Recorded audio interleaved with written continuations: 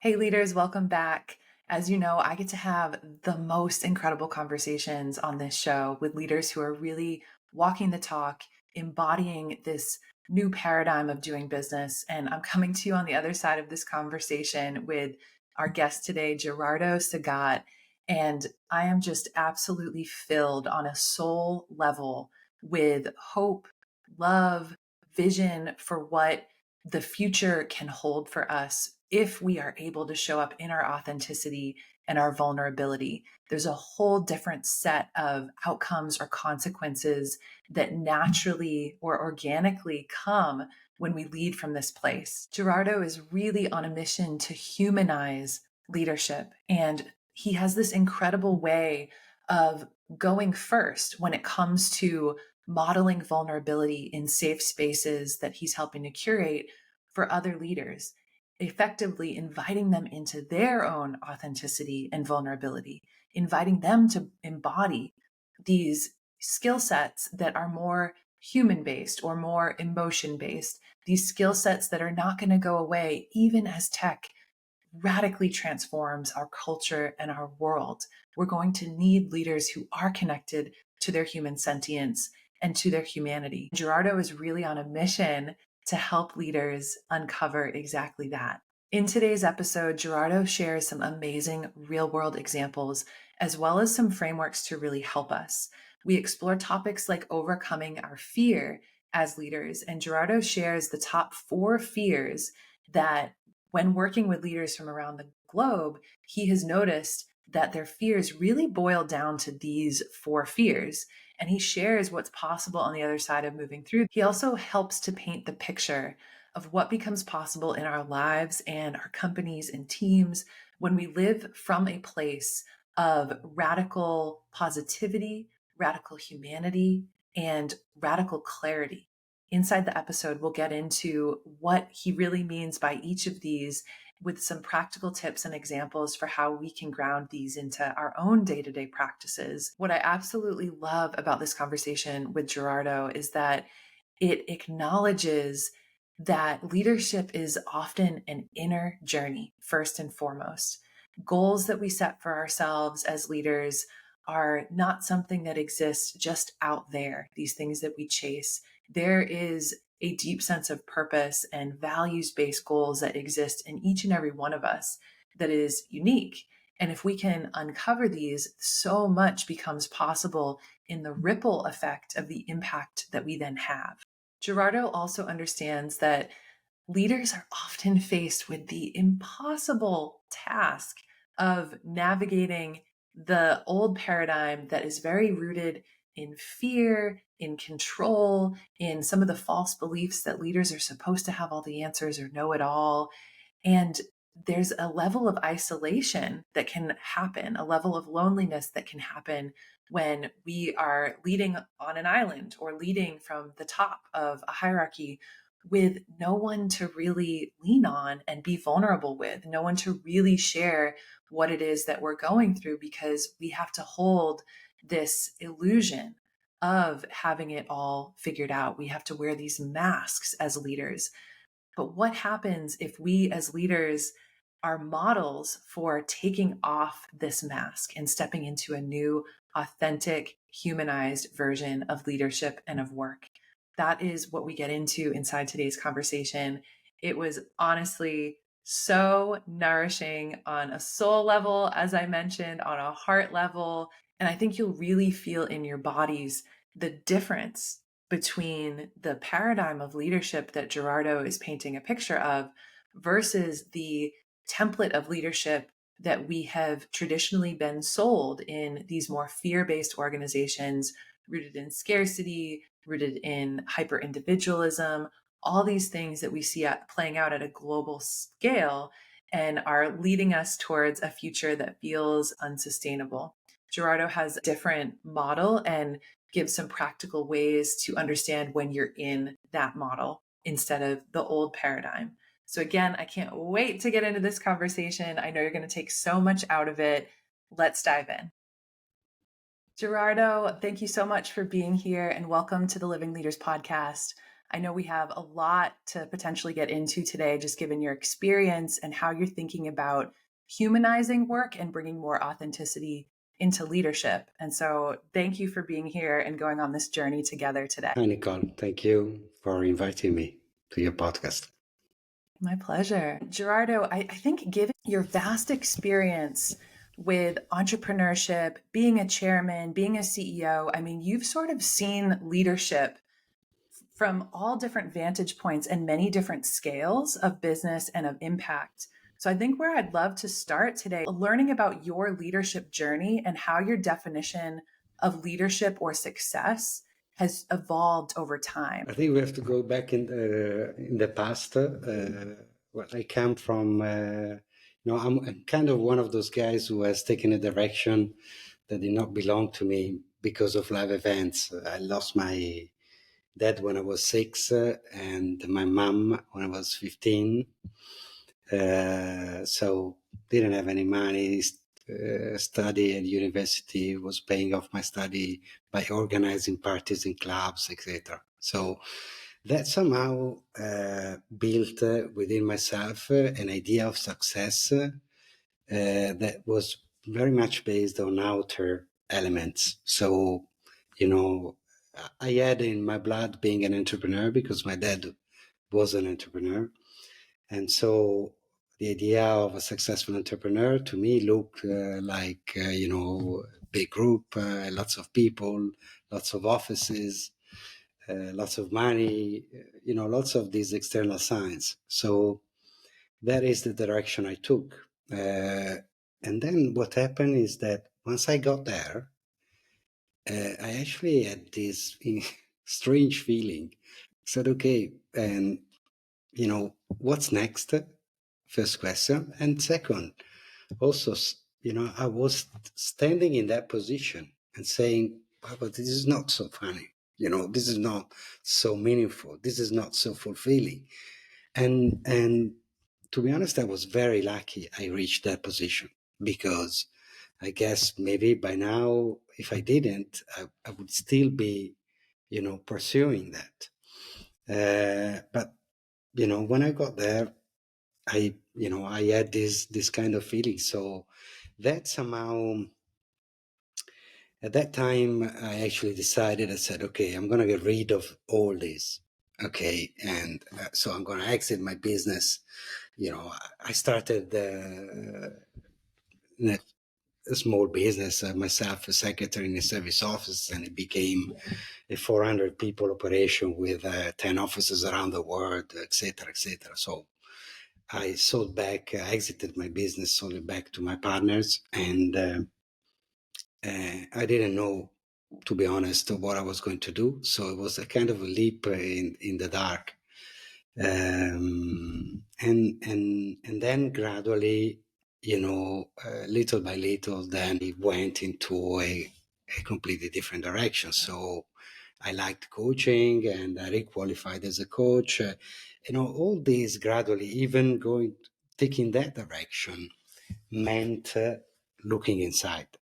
Okay, and start looking inside myself. So more inner than outer, and so to answer your question, the events, the way that my career evolved, and the way the leadership for me evolved was from outer to more inner. Okay. And now at this point, after, I changed, I exited my business in 2016. So it's now 7 years. And now it restarts going outside, but from inside. So it's a kind of inside out. But that is the way leadership changed for me. Leadership is inner, is not outer anymore.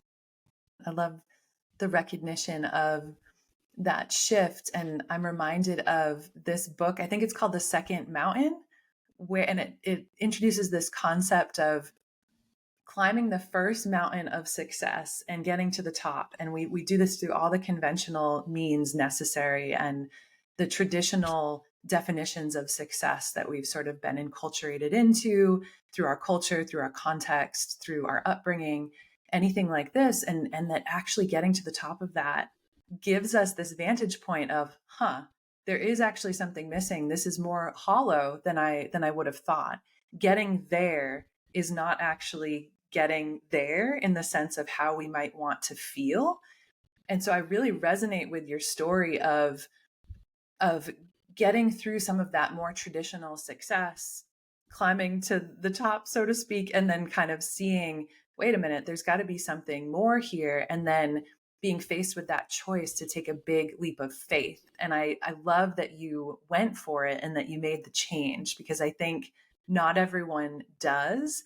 And the fact that taking that leap of faith kind of brought you to the more internal aspects of leadership, I think is really beautiful and ripe for where leadership seems to be going on the planet, like you said. So I want to dive into that a little bit to just understand more about this inside out approach to leadership. What does this really mean to you, and what does this look like in practice as you've been uncovering this inside out approach? Once you actually start doing it because of whatever reason, mine was what I explained before, no?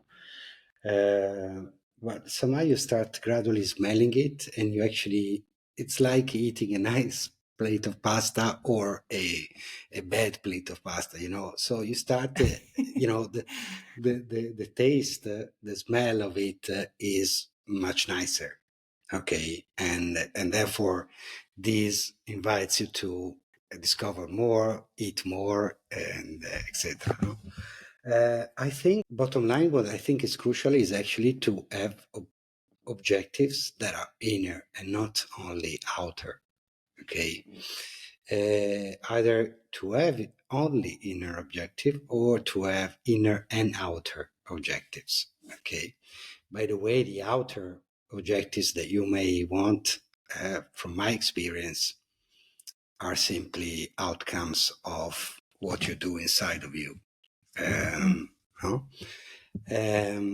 And so setting yourself inner objectives, I think, is a very, very important for guiding you in the right direction. I'm really hearing in what you're saying that when we get in touch with that level of attunement or that level of values alignment within ourselves, that I love what you said, you develop a taste for it, you develop a smell for it, and you kind of know when you're in it. And what I hear in what you're saying is, like, we can trust that. We can trust ourselves to know the difference, and we can trust ourselves to know when a goal is coming from that space, from that values aligned space, coming from kind of the inside out, as you said, instead of maybe just subscribing to a goal or a narrative that we have seen externally, that we adopt because we think we should, or we adopt because we think it's going to give us the belonging that we seek, and yet often don't know how to articulate that this is a big part of what we're after as human beings. And so when I imagine goals coming from this place of inner alignment or values alignment, and I imagine a group of people beginning to do that as well, and kind of coming into this more self-aware space, the possibilities feel really endless to me as far as the type of team or company that can evolve into. And so I'm curious what you've seen as far as multiple people kind of coming together in this self-aware, values aligned, purpose driven, letting their goals come from the inside out. Like what becomes possible when we get to do that with others who are committed to leading from this way too, if that makes sense. That's a big question. I'm full of Uh, them. I'm full of big first, questions. first, I wanted to give you a kind of a small example, okay? Yeah. Because we are talking very philosophical, but the reality is then this can translate into practice. So, a very small example. If you think about your next important meeting, okay, and you normally have objectives for that meeting. I want to, end up the meeting with a contract signed, or with, those are always external. Okay. So if together with this, or if to replace that outer objective, you actually set yourself as a goal. At the end of the meeting, I want to feel X, or I want to feel Y. That often even changes the way that you prepare the meeting and what you're actually going to do during that meeting. Okay, so that's a very practical example of when I say even in a tiny event. Okay, just together with outer signs, add an inside sign if you want. Okay, how I want to end up that meeting. What do I want to feel at the end of that meeting? And I'm going to give you a second example. That's a little bit more. That's a bigger one, but it is still something that you can do when you say inner objectives. In our leadership daily life, everybody we shout, we wear masks, we blame, we ignore, we postpone, we destroy, we judge. No, all those behaviors, harmful behaviors. Okay, we all have them. Come from fears that we have. Okay, so they are harmful defensive behavior from fears. Now, what I did, and also what I then throughout the years did with my clients, is to try and build up this pyramid to get from those harmful behaviors to the ultimate fears that are causing these behaviors. So, by continuously asking myself, okay, but why this behavior? Why this fear? Because you might end up with fear, but those are not the ultimate ones. There might be intermediate fears. So I built up this pyramid, and what I ended up with 4 fears. So the 4 ultimate fears of a leader. The first fear is being meaningless. Okay, so no meaning in what you do, no meaning in your life, in yourself, meaningless. Second fear, big fear, is loneliness. So being lonely or ending up alone. The third fear is dependency from something or from somebody today or in the future. And the fourth one is uncertainty. So those are the 4 ultimate fears of a leader. We all have them. It's just different intensity, a different level.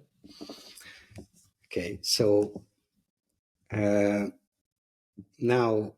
in an easy way, if you flip those fears, you come to what I call the inner treasures of a leader. So meaning, love, freedom, and certainty. So those are the inner treasures. Every leader has them inside. They just need to go and look and find them with an inner journey.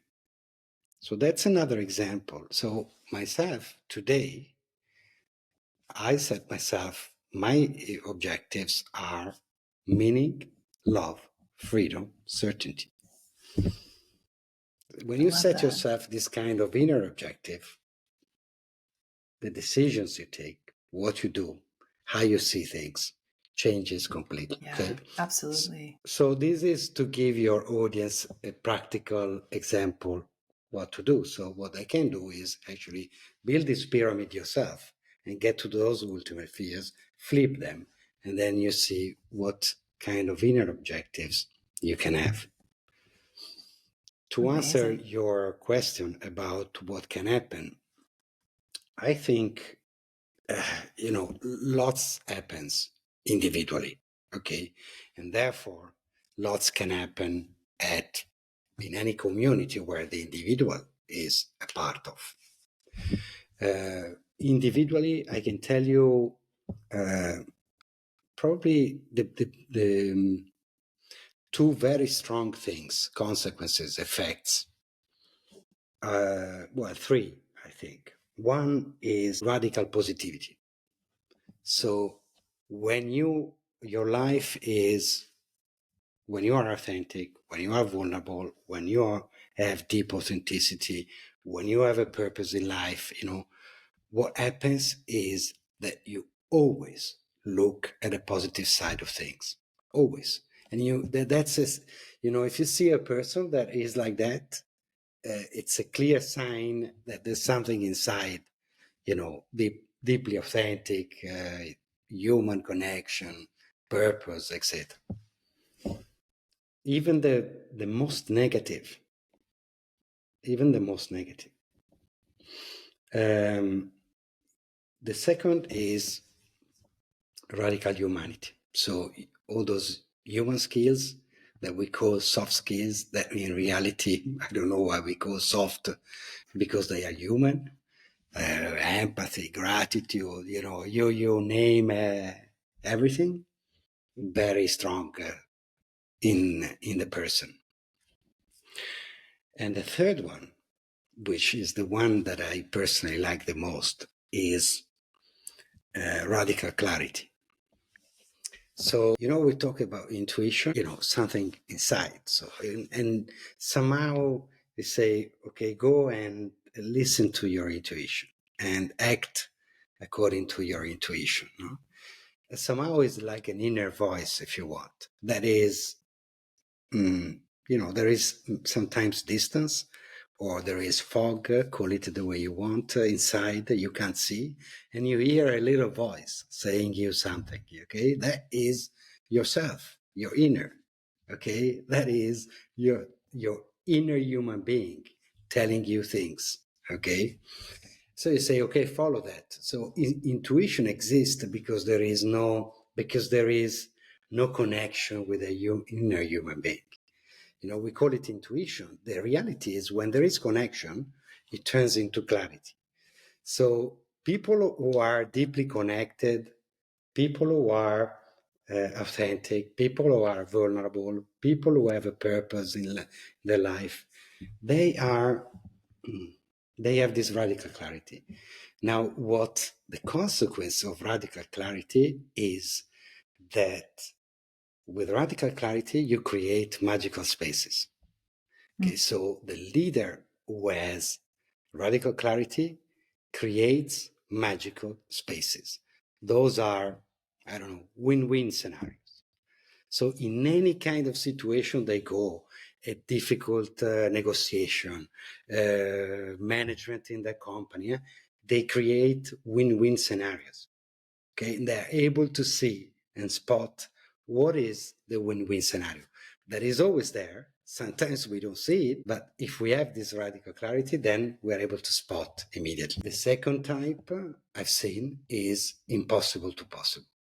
So something that looks impossible, turn it into possible. Those are the kind of magical spaces that I call magical spaces, because then, they spread positivity all around. And, right. These people, they are simply, they enlight, they are like shining stars. So they spread light all over because it is contagious. Then the effect is just spreading all of that around them. So the same goes to the people. So to the team, and from the team, it goes to the families, and it goes to, it just spreads because, I tell you one thing, and sorry if I talk too much, but this is beautiful. Thank you. Any people and leaders are just looking forward to find themselves in two scenarios where they can be their true self. Anyone is looking forward, desperately looking forward to be in a situation where they can be themselves. Now, if you think about leaders, okay, we demand from leaders. We ask them to have human skill. We ask them they are on the spotlight. And therefore they are subject to judgment even more than anyone, okay? Those people are in situations where it's not easy. to be their true self. What we demand from leaders, where we put them, somehow leads them to be lonely. It's a solitude position of that. This desire to be in a situation where you can be yourself applies to everyone, but for leaders in particular. Okay, and nowadays this is coming out. I can give you an example of this. I am a member of this organization called YPO, Young President Organization. It's a community that was founded about 70 years ago in the US, and it's now the largest community of CEO and leaders worldwide. 35,000 people in 140 countries. Now, they've done a survey. They've asked, what is number one reason for your membership? Okay, we're talking about a community of CEOs. What is the number one reason for your membership? And the answer has been, I will explain to you what it is. It really points to what you were saying about loneliness as well. And what I have been really feeling as you've been speaking so profoundly is that if we really distill this down to a patterns level insight, it feels like the difference between leading from fear and leading from love. And when I think about the four fears that you mentioned and really facing those and getting into this space of radical positivity, humanity, and clarity, there's a relaxation in a lot of that too, in fully being in our humanness, our clarity of purpose, relaxing into trusting that things will work out when we align and when we connect authentically. And so I can see how organizations that are being led from these aspects of radical positivity, humanity, and clarity, there's almost a relaxing into the ability to be authentic and the ability to stay connected to our intuition, as you were saying. Like I was really feeling, wow, there's something about that when we're connected and attuned to that more intuitive intelligence that's maybe always available. But if we're in a fear state, we sort of block access to it. And I think about one of the other fears that you mentioned of uncertainty and how we are at such a time when leaders are, as you said, expected to do these impossible things, to navigate complexity and uncertainty, to have the answers, to be able to unlock the full potential of their team. It's like, what does that even mean? Like these are impossible scenarios for any one leader to hold. And yet, if we can kind of let that go, trust the intuition to guide us, trust ourselves to really see the authenticity or the potential in other people, the solutions that come from that open receptivity, as opposed to the solutions or ideas that come from that contracted fear state of how I think we're running many of our organizations today. It feels so different in my body, right? So I'm also reminded of what you said in the beginning of the conversation of this is something you really learn to smell and taste and feel the difference in your body, even energetically. And so as you've been speaking, I've just really noticed that in these two comparisons. And it doesn't surprise me that this global organization of CEOs are most needing these safe spaces. I know that's a term that's often overused and abused these days of creating safe space, but a place where they can really be themselves, take the mask off, where it's okay not to have the answer. It's okay to be a whole human and be going through a divorce or having an infant child and trying to lead a company where you've got one team member who's struggling with alcohol or drug abuse. It's like the human nature of what we face. We often don't have the space inside our organizations to move through that. And it feels, and I know you say this in some of your material, this emotions focused approach to teams and really being in the desired feeling state and then letting your behavior or your action come from that. So there's just so much that you're talking about that is a wild paradigm shift from the fear-based organization into this open and receptive clarity of purpose. And I'm just soaking it all in and love how you've articulated what becomes possible in all of that too. I'll just leave the floor open for whatever is maybe still percolating in you around either these fears or the emotions focused team building and what you're seeing in that space. Yes, I want to tell you one thing, no, because one of the things that normally people say, no, it's, you can be successful without that. You can reach success, and that is true, no? Well, external. So if you can get to or reach external goals if you want. You don't actually need that, okay? But the reason why you need it is that at a certain point in your life, if you only focus on external, there will be one moment, and the latest will be just before you die, that you regret, that you will have resentments.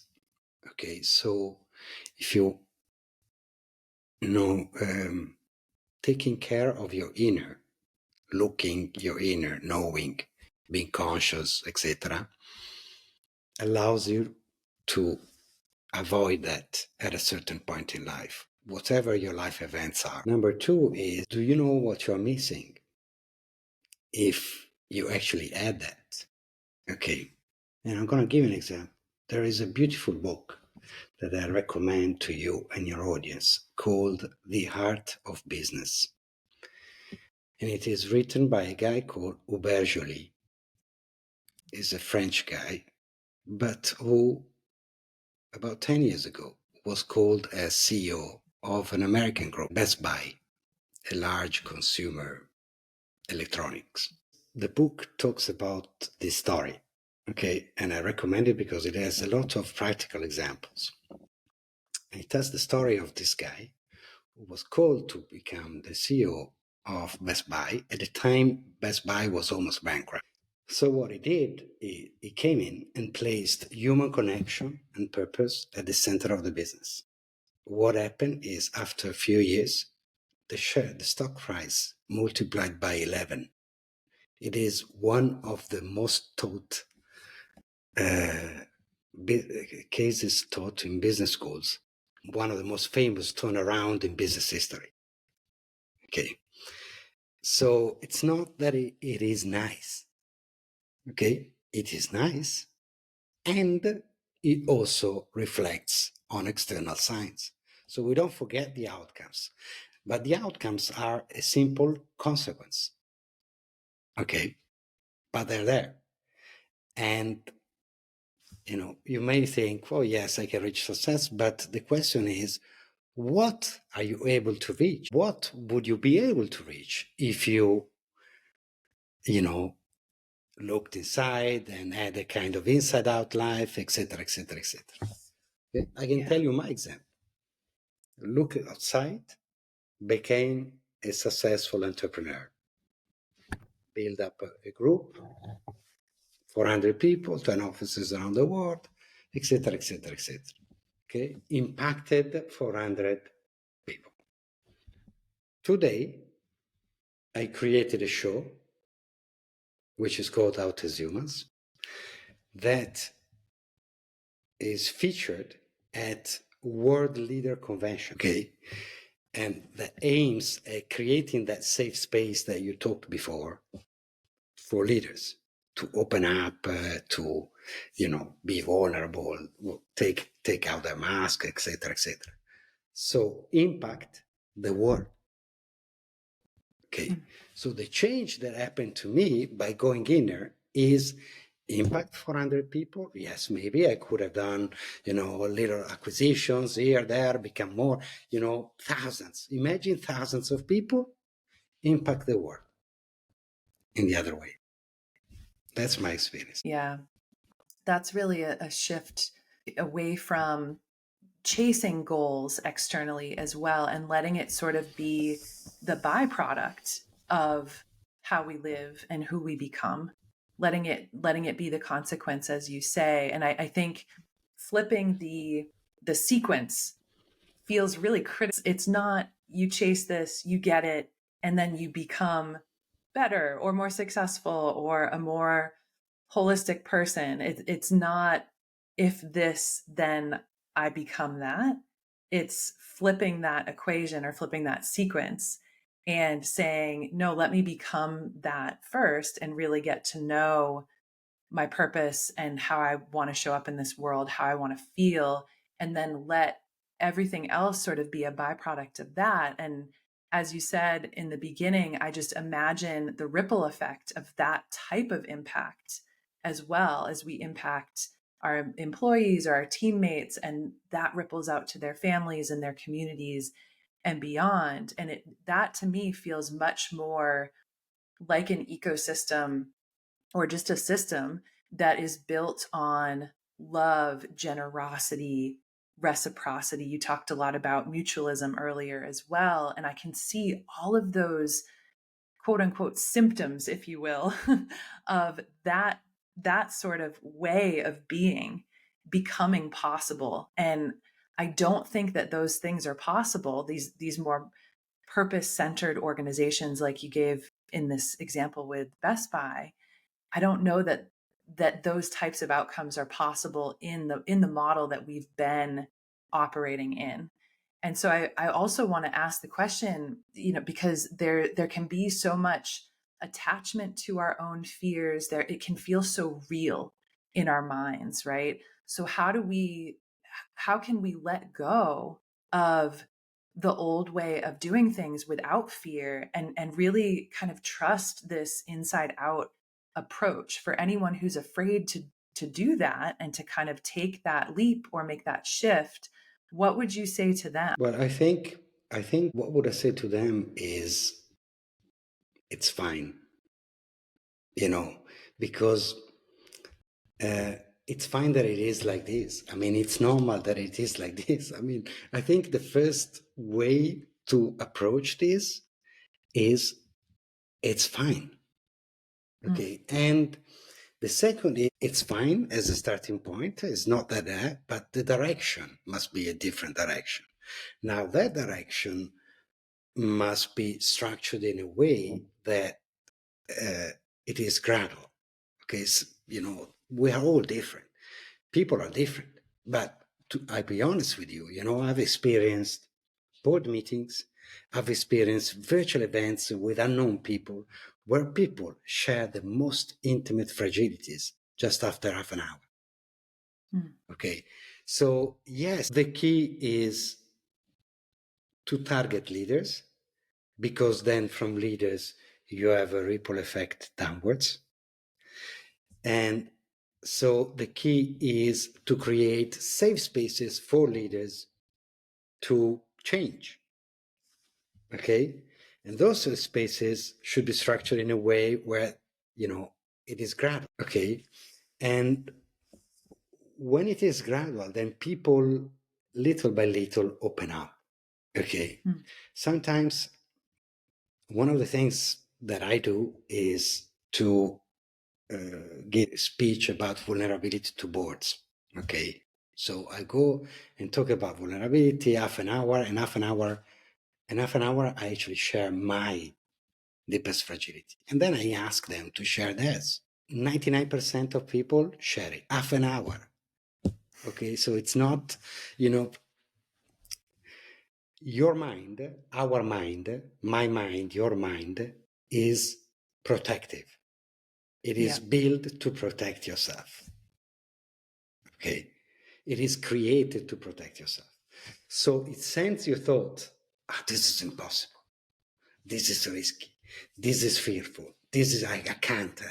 It is the mind The mind is like like you have an arm, a leg, okay? You have a mind. You're not your Yeah. mind. You have a mind, okay? So your mind sends you thoughts, okay? Most of those thoughts are protective. And so it's normal you have some kind of resistance when you're asking people to, share fragilities. But the reality is that people are just looking forward. They desire to be in those spaces. So it can happen that they are in that space, but they don't open up. You know what will happen? For sure, maybe they don't open up, but for sure they will say, I'm sorry, I can't. Now Hmm. that I'm sorry, I can't, which I get sometimes in those kind of events with boards, okay, values even more than sharing the vulnerability, because that's the first step. Okay. And Yeah. then what they will see is that they will see other people doing it, and they will see how they feel, and they will see the effects, and they will see all this. And so next time, in the second opportunity, they will do a little bit, and then a little bit more, and then a little bit more, and then a little bit more, but this is how it happens. Yeah. So providing something that gradually allows them to open up, to be vulnerable, it's a way. The best way that you can do this, and therefore create that space, safe space that allows graduality, is by example. By Mm. example, the reason why those people share intimate fragilities and end up crying or hugging, it is an incredible human experience that I live every time. Okay, is because I go there and be myself. It is Yeah. because I go there and share my fragility. And so, somehow this is contagious, because Yeah. humanity is contagious. Wherever you go, Mm. wherever you go, I had experiences of what you may think the worst, the most material people on earth, even sitting up there, prime minister. I had experiences, okay, that all different people are the same, exactly the same. It works this way. Yeah. We are all human, definitely. And I love thinking about fragility or vulnerability as contagious as well, and kind of being bold enough to go first and to really model that and be the living invitation to others to discover their own vulnerability, because it sounds like you're really, in going first and kind of modeling this behavior, modeling this authenticity, you're making it safe for them to do that too. And we are creatures of mimicry in a lot of ways, right? We mimic behavior that we like, we mimic people that we like, we learn by observing how others do things. It's a very, it, even though we get to move at our own pace, as you were saying, and everyone's going to be a bit different because of our unique intersectionality and the maybe the traumas that we've had or the past that we have, whatever it might be, we all get to move at our own pace. And so I'm hearing, we don't need to steamroll that. We don't need to force ourselves to be more vulnerable than we're ready for, or to put ourselves in these spaces of vulnerability before we're ready to do that, or before we feel safe enough to do that. We can curate spaces that elicit that. And at the same time, what I'm hearing too in what you're saying is it seems like this modeling is a way to sort of accelerate the opening up, not in a forced way, but in a very organic way, where maybe someone is going along at their natural pace, but there's sort of this moment of opportunity where they could do something that would in another space feel uncomfortable or maybe feel out of the norm. So I love this idea of being really conscious of not only the spaces that we as leaders curate, but making sure that we end up in the spaces that curate us too, Yes, that's because it goes both ways. Yes, the world, the press, the media, the computer, this, that, it's always the leader has to, the leader. But the Yes. reality is that what is missing, you know, look, as a CEO, okay, myself, yes, you have to give positive feedback, tell people, and this and that. Yes, it's true. But you know what? I would have liked somebody coming here and saying, oh, you've done a great job. The reality Totally. is that when you are number one, there's nobody there to do this. Okay, so Yeah. that's why the place of the leader is, I say, solitude and loneliness and so on. No, but the reality is, it is crucial that they, do this change, because then there is a ripple effect downwards. Okay, Yeah. and this graduality, again, to try and give your team, okay, you sit on a monthly basis and start talking about myself, my team, my company, all of this, and just update and say, okay, what's in the last month, what is the worst feeling I had, what is the best feeling I had. And then you say, okay, this was caused by this event and this event. Instead of, talking events, talk an emotional update. That's a very Mm. easy way to instigate that change. Because when you start talking emotions, you start getting inside. Okay. And it's easier than sharing your most intimate fragility. But it is maybe easier if you sit with other people and say, look, this month I felt angry because of this, and I feel a little bit without energies. But feel emotional updates. Okay, Hmm. good, bad in some key areas. My work, my team, my company, etc. That's a practical example of how you can start changing that. Yeah. It reminds me, I'm part of this group called the Old Girls Club, and it's all mostly female. Well, I guess it is all female or identifying as female executives, business owners, founders. And there's a channel in the Slack group that is called How Are You Doing Really? And it's amazing to me that even in an online space, even in a virtual space, there's been this community. There's about 1,200 women at this point, that the way the host has kind of curated the people, but also it's the questions that she asks as well, and the different channels that she invites us into. And there's so many of us who are either solopreneurs or CEOs, and we're facing exactly this human challenge that you're naming of solitude, loneliness. And so it's amazing to me, like we'll turn to this Slack channel, this virtual community, to really share how are you doing really, and it's all emotional based updates, and we get to hear the vulnerabilities there. And I've learned so much from witnessing others in their vulnerability. And I've really, over the years, and maybe you've seen this too, I've really adopted this belief that we as leaders are more and more becoming space facilitators. We kind of have this, I think of it as like a sacred responsibility to ask better questions, whether those questions are human or based in innovation and visioning. And it sort of invites everyone to have a seat at the table. And it's kind of this new vision of what a leader even is. And so I'm kind of curious to go there next as we sort of wrap up, is as you look at the way, not only the way leadership has evolved throughout your journey as a leader, and now in the ways that you're supporting other leaders. Like I know you talk a lot about leading leading for leaders, or leaders for leaders.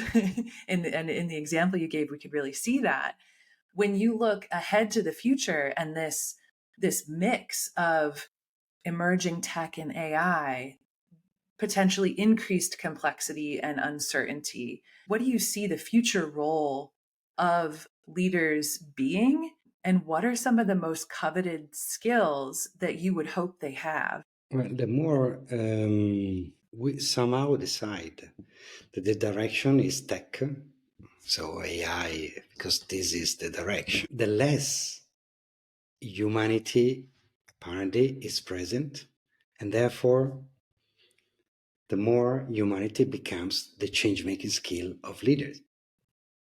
And a friend of mine recently asked, it's funny this, a friend recently asked ChatGPT what will be the type of human intelligences for AI that would be least likely for AI to surpass humans. Okay. Good Now the question. answer, yeah, the answer from ChatGPT has been five intelligences. So the first one is bodily kinesthetic intelligence. The second one is naturalistic intelligence. The third one is existential intelligence. Hmm. The fourth one is interpersonal intelligence. And the fifth one is intrapersonal intelligence. Okay, so to summarize, awareness of your body, awareness of nature, awareness of your values, your identity. So the reason why you exist. Why do you exist? Okay. The awareness of the other person, intrapersonal, and interpersonal is self-awareness. Okay. So not me. ChatGPT seems to tell me that the skill that they will not get it is awareness, not only self-awareness, awareness in general. Yeah. Yeah. Okay. Um, so I don't say this. I've been told by ChatGPT that this is what the direction that we are going, which means inner to me. Okay, so the direction is inner. So anything inner is leadership skill of the future. For me, the leadership skill of the future is awareness. Hmm. And a part of this awareness is self-awareness. And so I see in the future that's the direction where leadership will go. So more human skill, the development of human skill will be crucial, etc., and everything that we talked about. Why? Because anything that happens is evolving. It is meant to be to bring us a better state of being. Even AI that you may fear, that somehow, anything that comes, it is to bring us to a better state as a community, globally. So everything that happens globally and personally, exactly the same thing. I believe that too. It's really to my core that it's a journey of constant evolution. And I love that even AI is telling us that really the magic and the beauty of being human is our humanity. It is So, our yeah, sentience. so AI tells me that the skill I should focus on are those ones. Okay, so Yeah. uh, so this is what it is, Yeah. and it It's makes really sense. quite cool. It makes sense, to be honest, in the sense that Yeah. it is more and more scarce. We say more tech, more tech, more tech, more tech, so less human, less human. So by saying that, the reality is that human becomes the change making skill. Yeah. And so this is how the world will evolve in a more positive way, because AI stress human skills. So we will, focus on those human skills, and therefore, when we focus on human skills, the world will be a better place in the future. Yeah.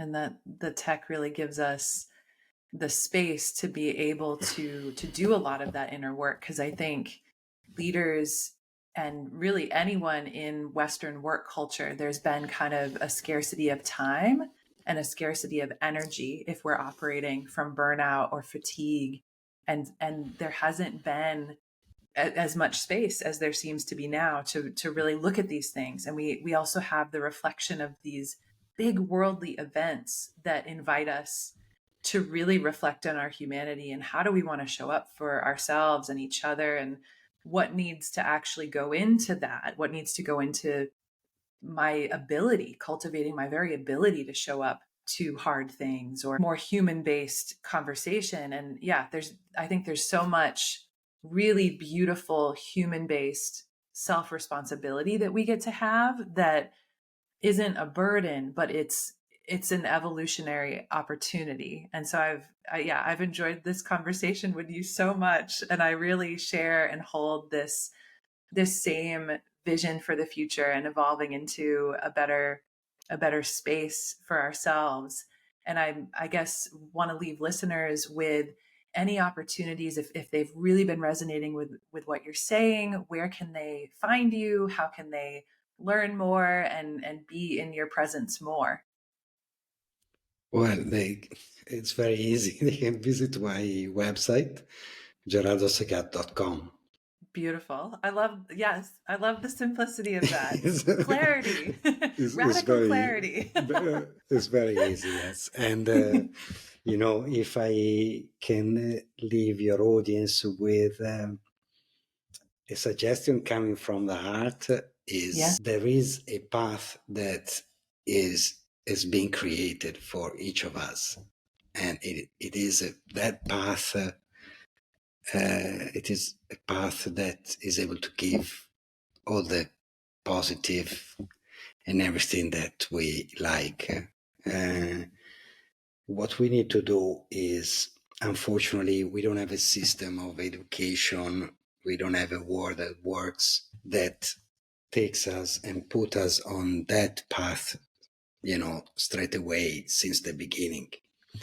So the suggestion from my heart is to each one out there is to actively go and look for that path in whatever way you think, coach, whatever is the way that you decide. But take some time to check that whatever direction you are going is your direction. And if it isn't, then move on to find what is the direction and move on to that direction. What a beautiful place and invitation to conclude this conversation of inviting us to sort of lead ourselves home and be on this path. So thank you for bringing us home to that part of this conversation, and for being on the show. It's really been such a joy to traverse these topics with you and to learn from your perspectives. Thank you again, Gerardo, for being on the show. Thank you, Nicole, for giving voice to my thoughts.